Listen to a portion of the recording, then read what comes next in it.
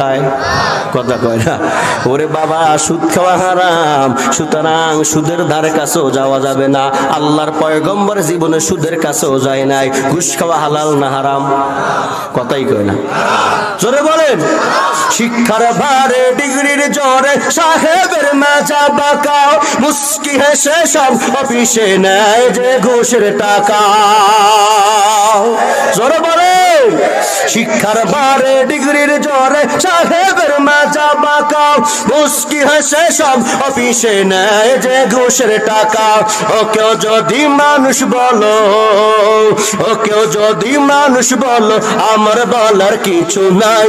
মানুষ দেখতে চলো এবার জাদুঘরে যাই সবাই, মানুষ দেখতে চলো এবার জাদুঘরে যাই সবাই। হায় রে সাদের দুনিয়ায় মানুষ পাওয়া বড় দায়, মানুষ দেখতে চলো এবার জাদুঘরে যাই সবাই। ঠিক কিনা বলেন? রাস্তাঘাটে যায় না চলা এই মানুষের ভিড়ে, ওই ভিড়ের মাঝে আবার কেহ অন্যের পকেট মারে। রাস্তাঘাটে যায় না চলা এই মানুষের ভিড়ে, ওই ভিড়ের মাঝে আবার কেহ অন্যের পকেট মারে। ও কেউ যদি মানুষ বলো, ও কেউ যদি মানুষ বলো, আমার বলার কিছু নাই। মানুষ দেখতে চলো এবার জাদুঘরে যাই সবাই, মানুষ দেখতে চলো এবার জাদুঘরে যাই সবাই। হায় রে সাদের দুনিয়ায় মানুষ পাওয়া বড় দায়, মানুষ দেখতে চলো এবার জাদুঘরে যাই সবাই। ঠিক কিনা বলেন? আল্লাহর পয়গম্বর দোয়া করতেন, আল্লাহ আমাকে হালাল রিজিক খাওয়াও। আমি চ্যালেঞ্জ করে বললাম, বাবা এই বাংলার জমিনে বলো, তামাম দুনিয়ার মধ্যে বলো, ওলামায়ে কিরামদের চেয়ে হালাল খানা দুনিয়ায় আর কেউ খায় না। ঠিক কিনা বলেন? কথাই কয় না। ভুল বললাম নাকি? ইমাম সাহেবকে ৫,০০০ টাকা বেতন দাও, এরপর ইমাম সাহেব কয়েক তো নামাজ পড়াইলো কিনা মুসল্লির হিসাব রাখে। কথা কয় না, হিসাব রাখে। হুজুরে হুজুরে কাটটা হয়ে গেছে, কয় আমি তো জানি টানি না কি পেরেশান ও বান্দা। আর ওই যে ৪০,০০০ টাকা বেতন পায়, ফিল্ডে কাজ করে, ফিল্ড অফিসার। আমি নিজের কানে শুনছি, বাড়ির দরজায় বসে বলে, স্যার আমি তো এখন কাশীপুর আছি।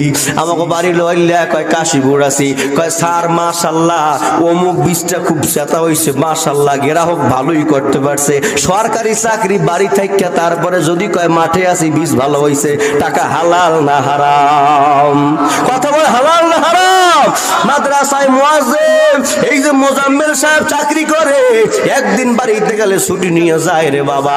ইমাম সাহেব এক ওয়াক্ত নামাজ না পড়াইলে মুসল্লিদের কাছ থেকে, কমিটির কাছ থেকে ছুটি নিতে হয়। সুতরাং বোঝা গেল ইমাম সাহেবের প্রতিটা কণায় কণায় কণায় কণায়, রন্ধ্রে রন্ধ্রে রন্ধ্রে রন্ধ্রে হালাল খানা রে বাবা। ইমাম সাহেব বলেন, মুয়াজ্জিন বলেন, আর মাদ্রাসার উস্তাদেরা বলেন, এরা 100% হালাল খানা খায়, এতে কোনো সন্দেহ নাই। এই জন্য আল্লাহর পয়গম্বর বলে, আল্লাহুম্মা ইন্নী আসআলুকা ইলমান নাফিয়া ওয়া রিজকান তাইয়্যিবা ওয়া আমালান মুতাকাব্বালা। আল্লাহ এমন একটা আমল আমাকে দান করো আল্লাহ, কবুলযোগ্য আমল, গ্রহণযোগ্য আমল আল্লাহ।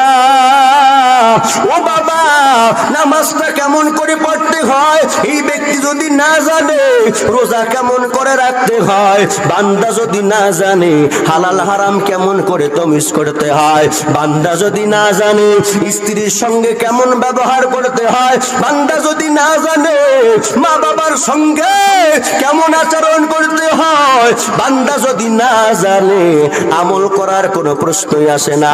আপনাদের কাছে আমি জানতে চাই, যদি যোগ দেয় 2 আর 2, 2 যোগ 2 কত হয়?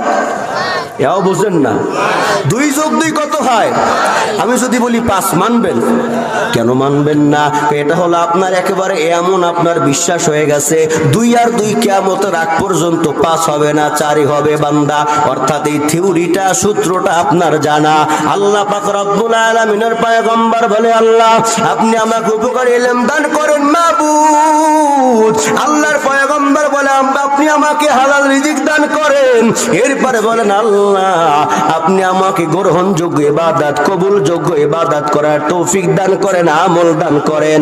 2 আর 2 2 যোগ 2 যেমন 4, পৃথিবীর কোনো মানুষ কাটতে পারবে না। আল্লাহ নামাজটা যেমন করে পড়ে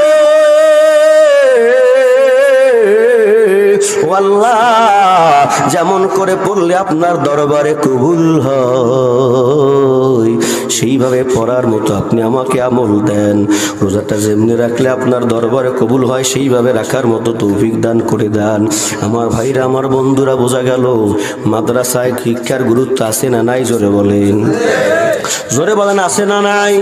এখন আপনার মাদ্রাসার শিক্ষার দরকার নাই, যেখানে পারেন আপনি সেখান থেকে দিনটা শিক্ষা করে নেন। যে আমাদের যে কয়টা সূরা লাগে সেই কয়টা আপনি ভালো মতো শুদ্ধ করে শিখে নেন। আপনার নিজের চলতে যে মাসালাগুলো লাগে সেইগুলো